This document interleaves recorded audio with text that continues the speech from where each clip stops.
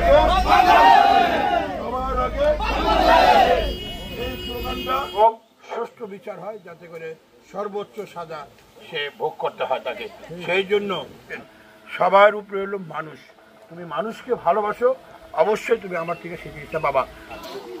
একই সময় আপনার স্যার বলে সম্বোধন করেন, সে আপনাদের আমাদের সবাই প্রিয় ভাই।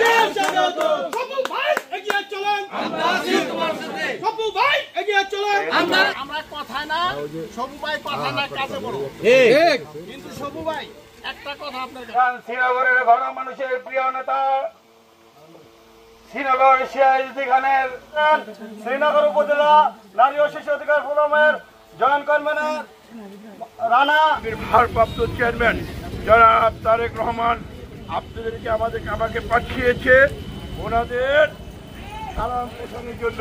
সেই জন্য এসেছি আপনাদের সালাম পৌঁছানোর জন্য।